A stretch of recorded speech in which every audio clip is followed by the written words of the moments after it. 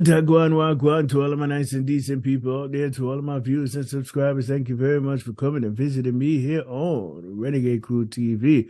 No, I do have a nice guest for you today, and that guest is none other than James Dale. Now, James Dale is a writer. He is a Jamaican writer from New York City. Go ahead and introduce yourself to the fans here. Okay. You said, I am a writer. I hail from the Bronx, New York, by way of Jamaica. I am the last of four boys. They call me the wash belly in the Jamaican culture. I started writing after my dad passed away. Mm-hmm.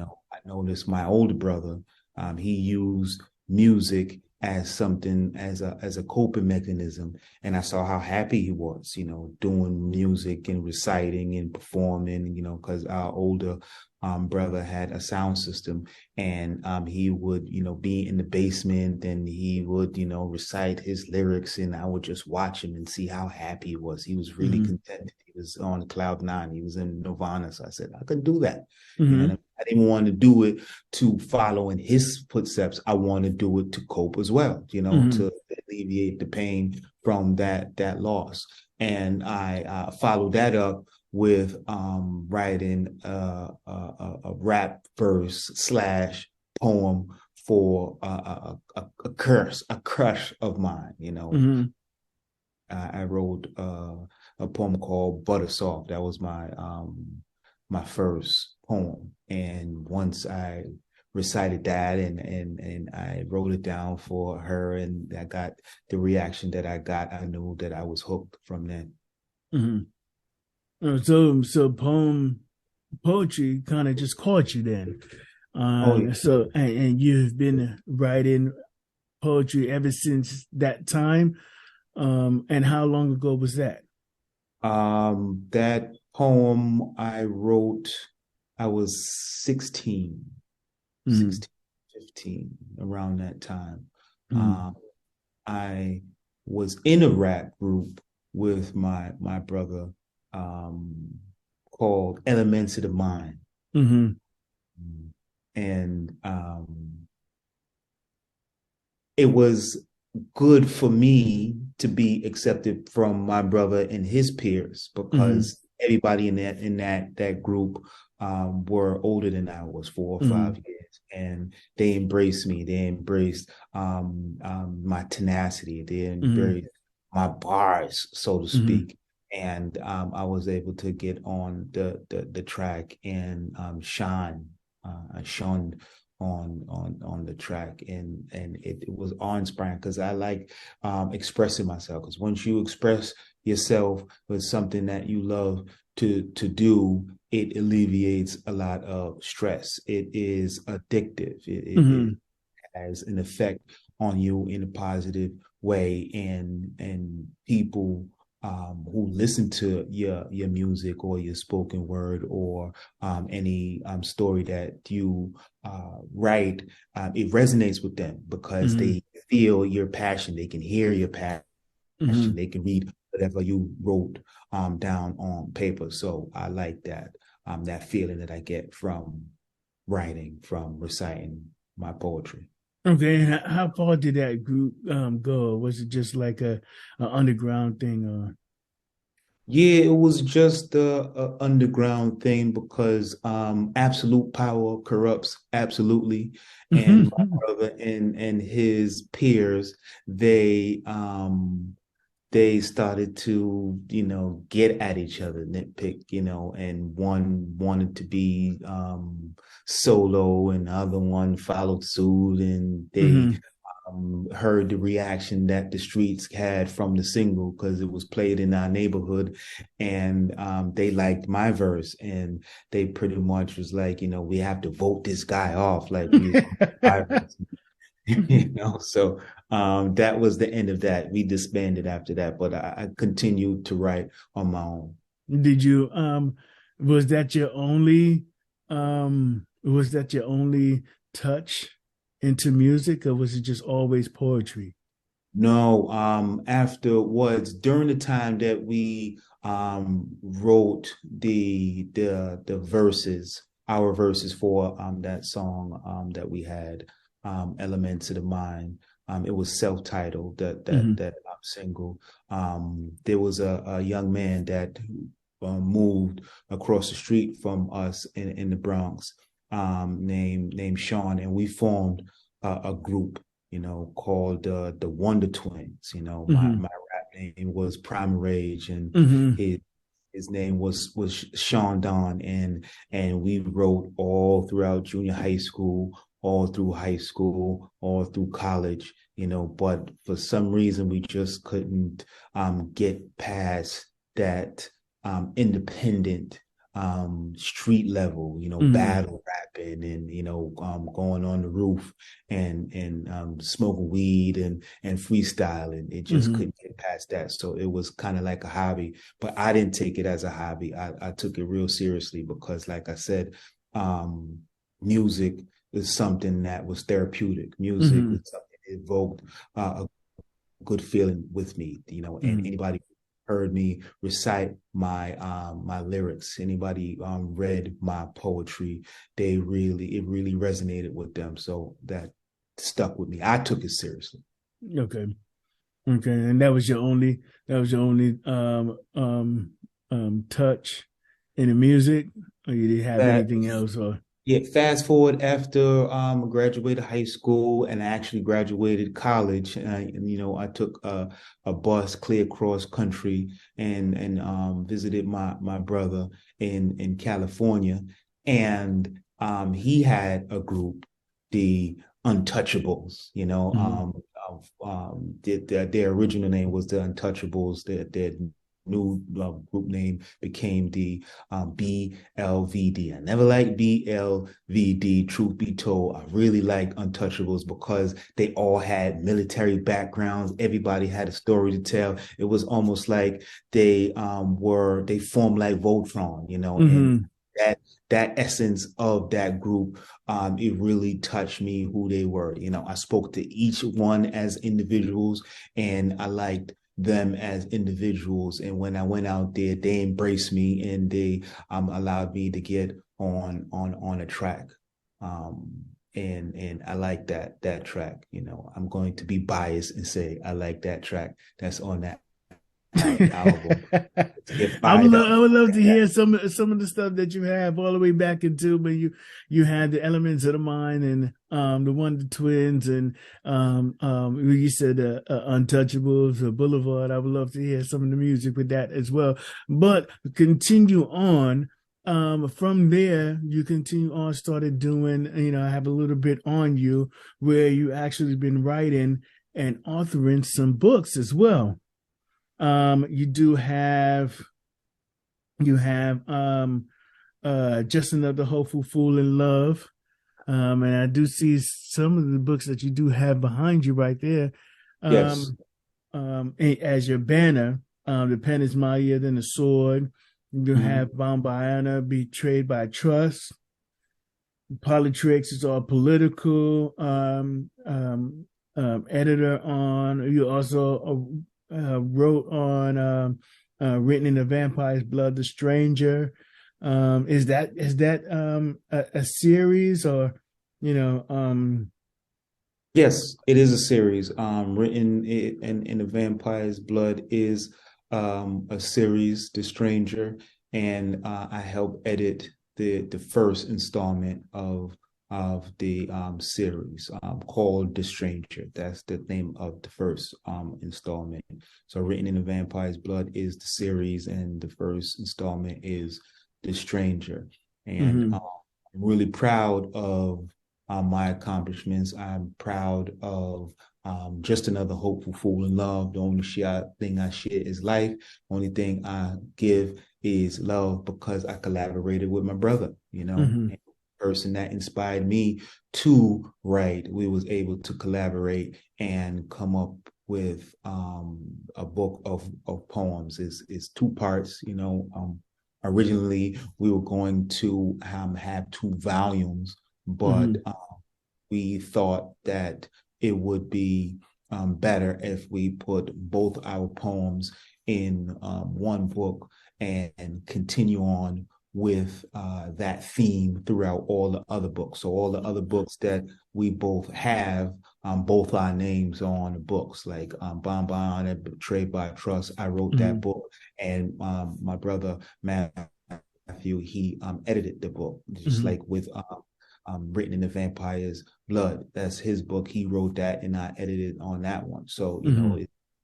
we switch roles on a lot of our projects, and I'm really proud of that because there's a lot of people out there who allow their egos to get into the way when they collaborate You're creatively. right.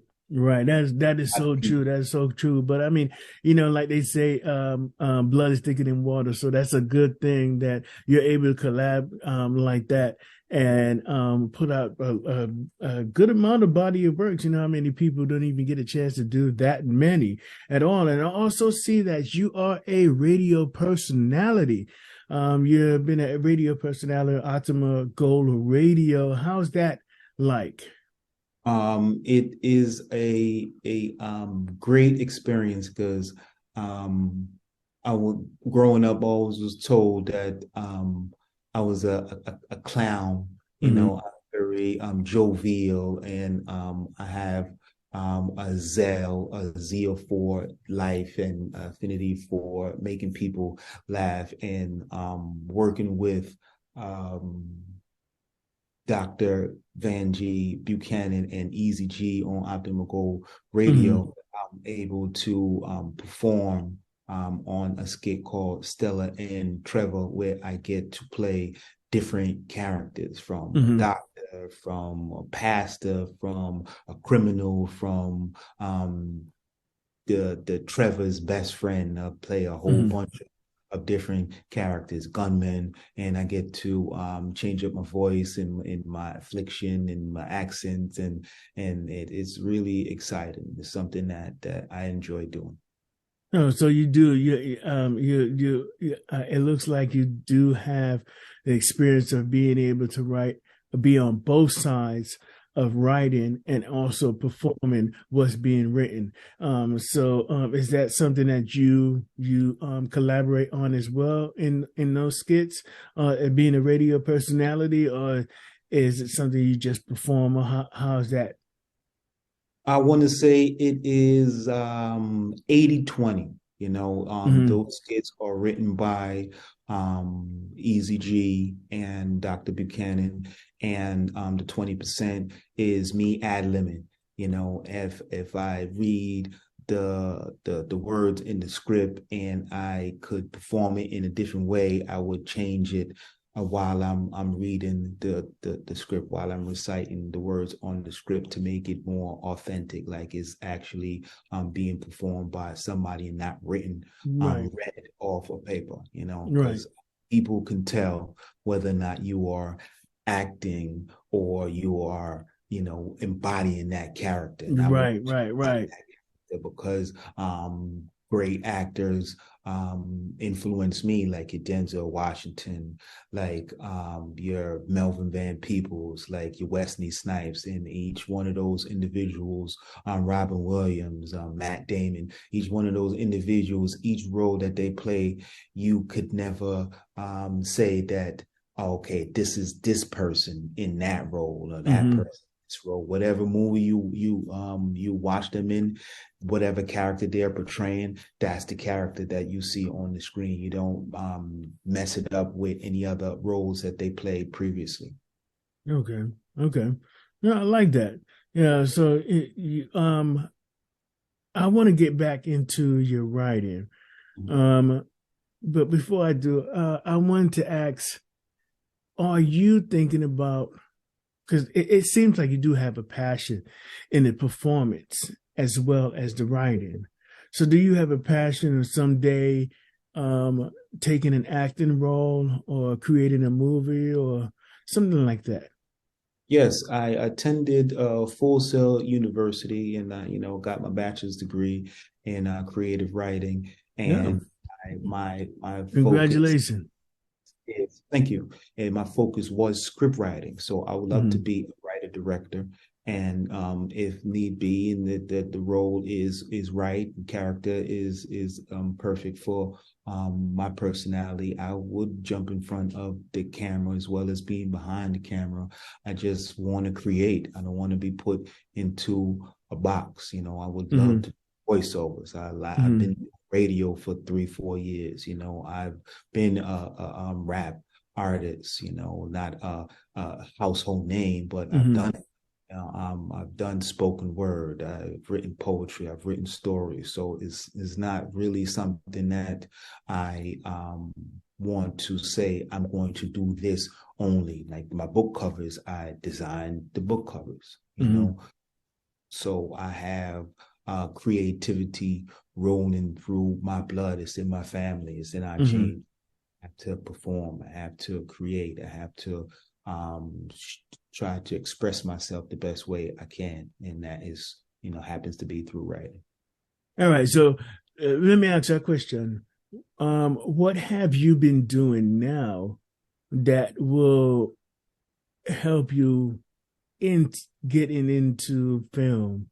Have you been doing anything that can get you into film, or someday get you in a producer or a directorial position in creating a movie or a television show or something like that? Yes, I work for with this production company, Enlistic Media, out of Springfield, Massachusetts, and that Dion Ballard, Mr. Ballard, he has been in films. He's written movies and scripts, and working alongside with him, I went on a movie stint. We actually filmed a documentary, which should be out pretty soon. And I got production credit on that. What movie is that? What documentary is that? Can you go ahead and give us the details on that? The documentary is not named as yet, but it's about a touchy subject about, you know, suicide. It's about people who don't want to move on because of an event in their life that they haven't gotten past. And Mr. Ballard wanted to shed light on that, and in our community, that's decimated our communities. People don't really talk about that. A part of the diaspora, you know, is all about, you know, gang violence and those things, you know, police brutality, but nobody really talk about depression in our community. So that's what the documentary is. I tell you what, being someone who's and who has served in the military, I've seen some people fall, succumb to depression, and I know very well how that can be. I mean, you see some crazy things overseas, and so I definitely understand. And even growing up, I've seen some things like that, so I know exactly what you mean when it goes to that touchy subject. And that's definitely such a touchy subject in our community, whether, like you said, in the diaspora, from Africa to England to the Caribbean to here, United States, Canada, so on and so forth, So I do agree, and I do applaud the type of work that you and your mentor is working on. And that, I mean, I would love to go ahead and see that when that comes out. So I do want to go ahead and get back into the writing. What are some of the influences? You talked about a little bit about why you started writing, and how your brother wrote, and that kind of influenced you. But are there other writers that influence you to want to write? Yes, I'm going to say Robert Townsend. Robert Townsend is a writer, he's a director, he's an actor. He Hmm. contributed to the Five Heartbeats. Hmm. He wrote and directed and acted in a movie called Hollywood Shuffle, and is a Hmm. classic. I'm Now, familiar with that. people Yeah. don't know about that. That film is a really good classic. It's about an inspiring actor that goes into Hollywood, and he sees the people that he encounters in Hollywood, and everything is not all cracked up to be. Everything that glitters is not gold. He went on the casting couch, and he's seen different characters, and it's very Hmm. classic movies. The Hmm. brother Keenan Ivory Wayans inspires me with all of the spoofs that he is credited with from the 80s, from I'm Going to Get You Sucker, and his little brothers, the Wayans brothers, even though he was a part of that scary movie, which is Hmm. a old classic. Hmm. Other than those individuals, I like Melvin Van Peebles, as well as his son Mario Van Peebles, the director of New Jack City, and it's again, Hmm. is your writer, director, and Hmm. actor, because he played a role in that movie as well. Spike Lee, because he's from New York, and he has a lot of films under his belt. And again, he's a writer, director, and he acted in his films. So those individuals are the ones that inspire me to want to get into movies. That's good. That's good. Is there any other? How about poets? Is there any Hmm. poets that you admire that you try to aspire to? Maybe not necessarily steal their words, but it inspire you to write. Maybe a little bit similar in that style or such. Is there anybody like that influence you as far as poetry? Influence, I'm going to say yes and no. Muta Baruka, I like his cadence.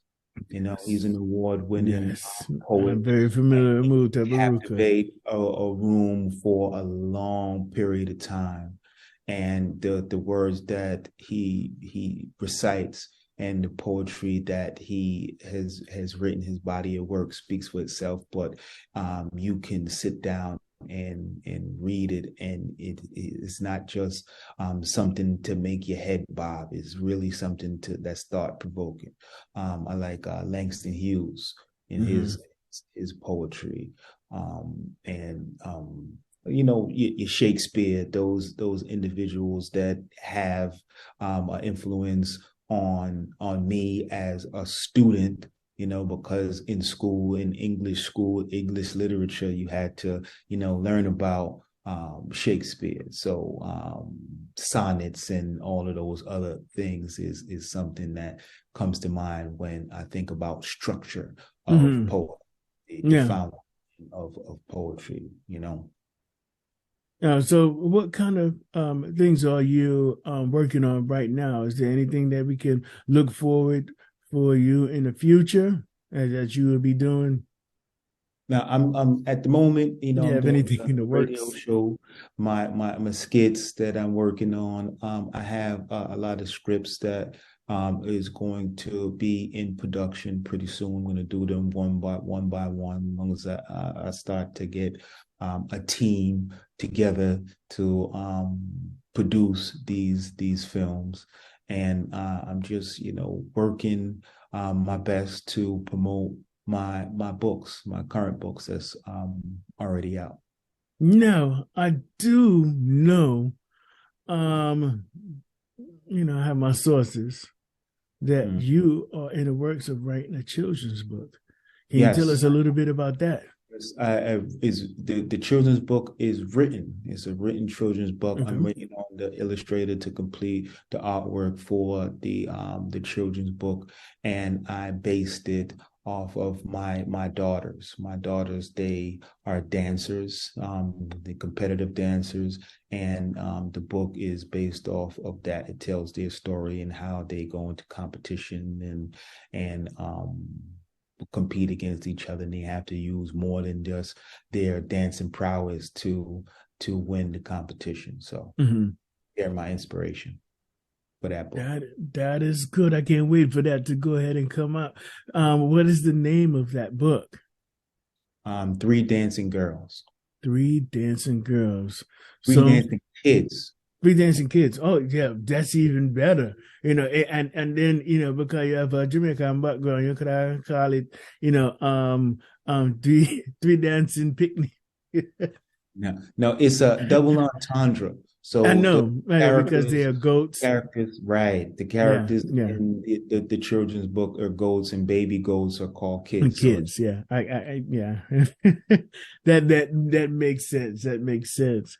I'm hoping to go ahead and read that when it comes out. Maybe you can go ahead and shoot me a book.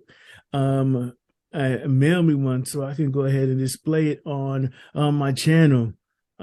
For everyone to see, and maybe, it can help you with sales. Go ahead and help some people to go ahead and look at that. I know most of my people on the channel, my fans, my viewers and subscribers here, more about the music side of things. But I seen that you are someone who I felt have talent beyond just the music and, just writing. So, I wanted to go ahead and display, just people from the culture, the Caribbean culture, the West Indian culture, Jamaican culture. Although, I know that you, born and raised in New York, I do realize that your influence is an influence that every Jamaican culture would get, regardless, as someone whose parents are immigrants, your culture is going to be different. Your household would be different than the household then of someone from a different background, someone who, may have been born and raised here in the United States and family who are from the United States. So, we eat different. We dress different. Even the accent, you might have a little bit of the accent from where you are, but, it's a slightly different. It's not like any other, I can't hide it whatsoever. I try, like I'm trying right now not to bring out the accent at the interview. I'm trying to be as enunciate my words as much as I can, but sometimes it just come out, Yeah, and I know I find myself doing the same thing too, and it's always been that way. I used to get in trouble when I was in the military, being on the radio, because I would kind of do back and forth. I would hear people from the Hispanic culture, have that same issue where they would speak Spanish and English at the same time. They call it Spanglish. Yeah. And I guess it's that same type of thing. Even though in a way it's not a different language, it's still English, but it is different, because you have people who would not understand anything that you're saying if you go right to the Racha Jamaican, Racha Patois, So I do want to go ahead and say thank you very much for coming on the channel. Thank you very much for displaying your talent. And I would love to hear and see more from you. Okay. And until next time, I want everybody to live good, be good, and goodbye. Thanks for having me. You're welcome.